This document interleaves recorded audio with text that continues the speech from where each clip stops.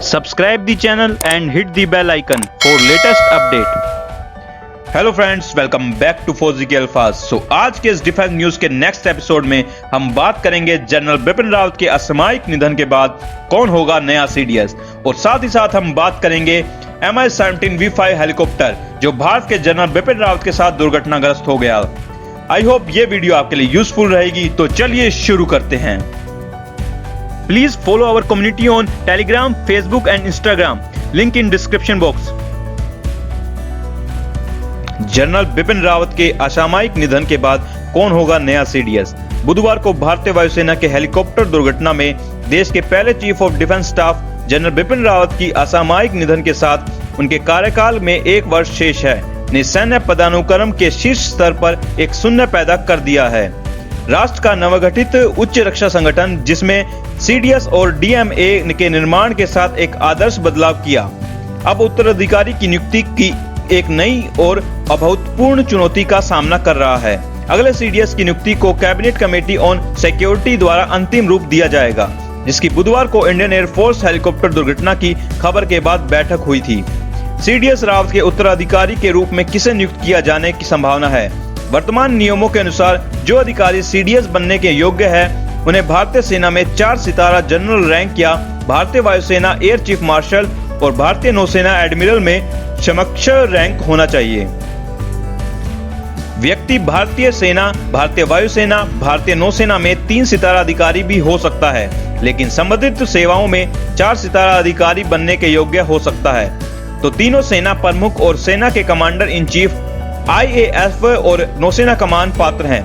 चूंकि chief of defence staff की नियुक्ति में कोई पूर्वता नहीं है, क्योंकि जनरल बिपिन रावत पद से पहले अधिकारी थे, इसलिए सरकार को महत्वपूर्ण नियुक्ति करने से पहले कुछ बिंदुओं पर विचार करना होगा।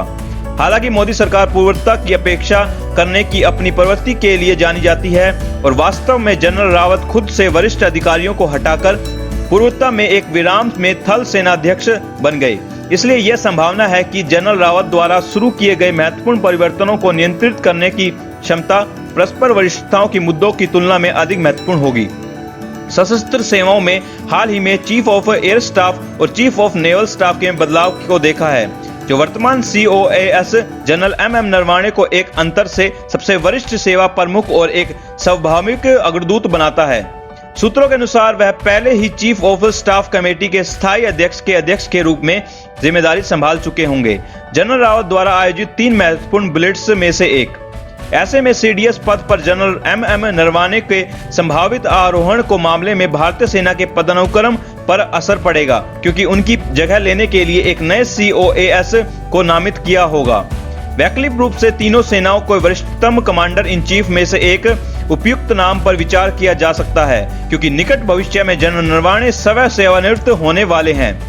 ऐसे मामले में वरिष्ठ जनरल जैसे उत्तरी कमान के लेफ्टिनेंट जनरल YK जोशी और समान बिलेट में अन्य पर विचार किया जा सकता है। सीडीएस की अध्यक्षता में मुख्यालय एकीकृत रक्षा स्टाफ का संगठन और डीएमए सचिव डीएमए की अध्यक्षता में भी उपलब्ध प्रतिनियुक्तियों के साथ उनके संगठन में अतिरिक्त है, जिससे मोदी सरकार को रखने के लिए आसानी से उपलब्ध व्यवस्था प्रदान की जाती है।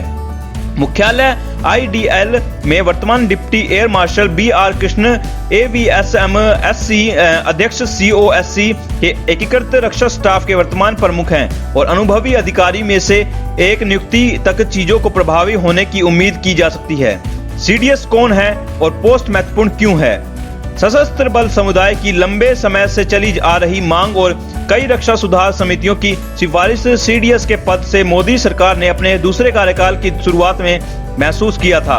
जनरल रावत जो साल के अंत में सेवानिवृत्त होने वाले थे, उन्हें जनवरी 2020 में देश के पहले सीडीएस के रूप में नियुक्त किया गया था। जैसा कि अपेक्षित था, नियुक्ति दोहरी थी और इसमें चीफ ऑफ स्टाफ कमेटी के स्थायी अध्यक्ष की जिम्मेदारियां शामिल थी।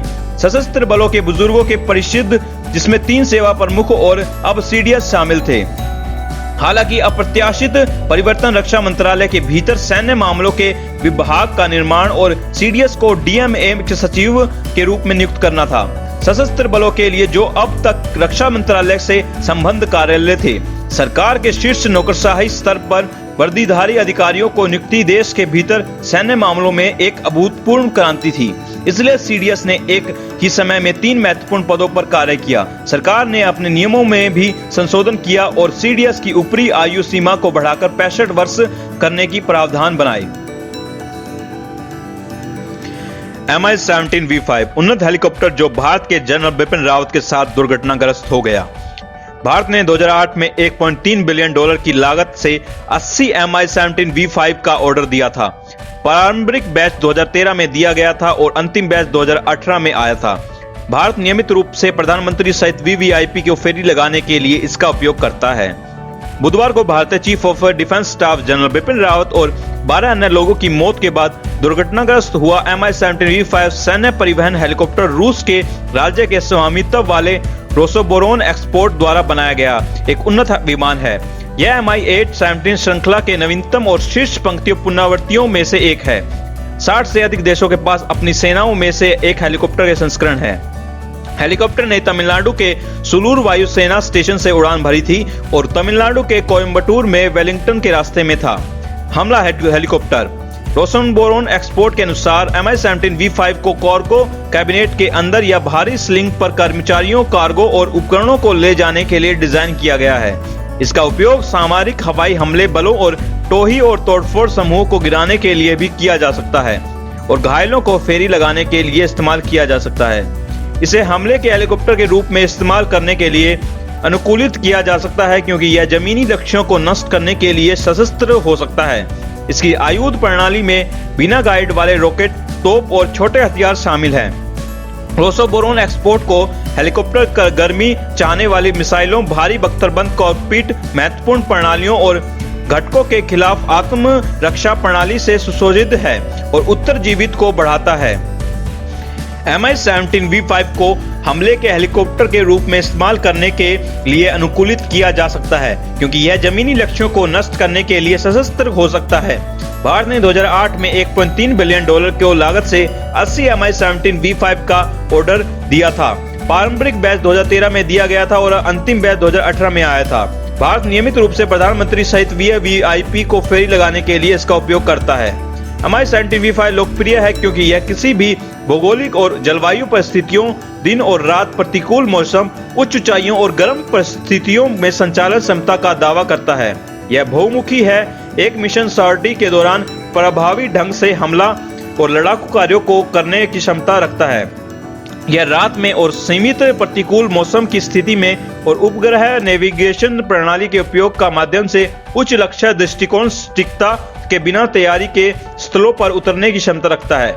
अमेरिका की खरीद अफगानिस्तान, पाकिस्तान के लिए हेलीकॉप्टर की एक लाइन की लोकप्रियता इतनी है कि संयुक्त राज्य अमेरिका ने भी इसे खरीदा है। अफगानिस्तान ने अपनी सहयोग पूर्व सरकार की वायुसेना के लिए जो इस साल तालिबान के हमले के कारण ढह गई और एक उदाहरण में पाकिस्तान के लिए आतंकवाद के खिलाफ युद्ध में उसकी मदद करे। Mi-17V5 का वजन 13,000 किलोग्राम है और यह 4,000 किलोग्राम का पेलोड ले जा सकता है। मानक ईंधन टैंक पर यह 675 किलोमीटर तक की यात्रा कर सकता है, लेकिन 2 अतिरिक्त ईंधन टैंक के साथ यह सीमा आसानी से 1,180 किलोग्राम तक बढ़ा दी जाती है। इसमें चालक दल के 3 सदस्यों के अलावा 36 लोग बैठ सकते हैं। सो अब बात करते हैं आज की टॉप हेडलाइंस के बारे में। फ्रांस भारत के अतिरिक्त राफेल लड़ाकू जेट प्रदान करने के लिए तैयार। फ्रांस रक्षा मंत्री इसरो निजी भागीदारी के साथ SLLV विकसित कर रहा है। 2022 की पहली तिमाही में लॉन्च किया जाएगा। इसरो ने 2021 से 23 के दौरान विदेशी उपग्रहों को लॉन्च करने के लिए 4 देशों के साथ 6 समझौतों पर हस्ताक्षर किए, लाखों डॉलर और यूरो कमाए। केंद्र ने महाराष्ट्र में सबसे बड़े परमाणु ऊर्जा उत्पादन स्थल की स्थापना को मंजूरी दी। भारत ने लंबी दूरी की हवा से हवा में मार करने वाली मिसाइल को विकसित के लिए SFDR प्रौद्योगिकी का परीक्षण किया। भारतीय सशस्त्र बल 9,362 अधिकारियों की कमी का सामना कर रहा है। रक्षा मंत्रालय DRDO ने लंबी दूरी की सुपरसोनिक मिसाइल असिस्टेड टॉर्पीडो को सफल परीक्षण किया। विस्तारित रेंज के साथ उन्नत पिनाकर रॉकेट प्रणाली का पोखरण में सफलतापूर्वक परीक्षण किया गया। रूस भारत में 2 साल में AK-203 असॉल्ट राइफल के पूर्ण उत्पादन की व्यवस्था के लिए तैयार। सो आज के इस डिफेंस न्यूज के एपिसोड में बस इतना ही। आई होप ये वीडियो आपके लिए यूजफुल रही होगी। So I will see you in the next video. Take care and जय Hind. Subscribe the channel and hit the bell icon for latest update.